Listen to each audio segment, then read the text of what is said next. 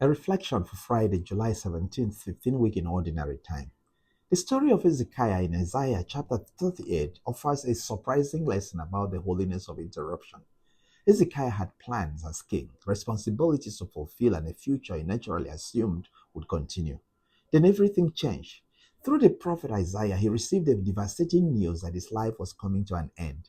In that painful interruption, Hezekiah discovered a truth that every disciple must eventually learn. Our lives are never truly ours, they always belong to God. Hezekiah's prayer is remarkable. He does not simply ask for more years, rather, he entrusts his whole life to the Lord, praying, "Remember how I have walked before you." Now, this is not because God needs reminding. In the language of the scripture, to ask God to remember is to appeal to his covenantal mercy and faithfulness. Hezekiah therefore places not only his uncertain future, but also his entire past into God's loving hands. As a priest, I often encounter two poignant regrets. In the nursing home, I meet people who say they are tired of living and are ready to die.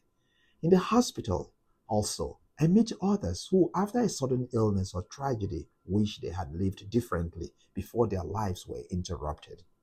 Though these experiences seem opposite, they reveal the same spiritual longing to know that the time God has given us has meaning.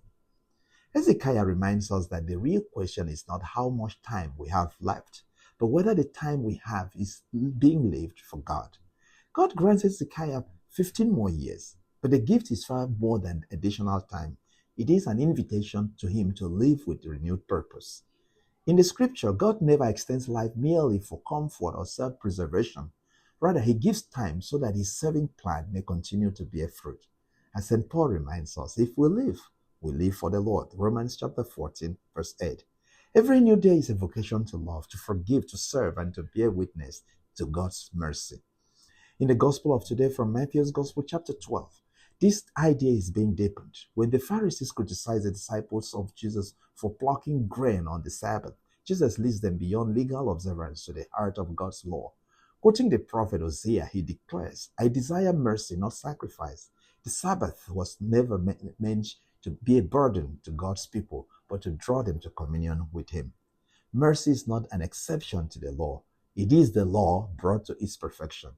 Just as Hezekiah discovered that gospel praise was greater than the threat of death, the Pharisees are invited to see that authentic worship always gives life, restores dignity, and opens the way to communion with God.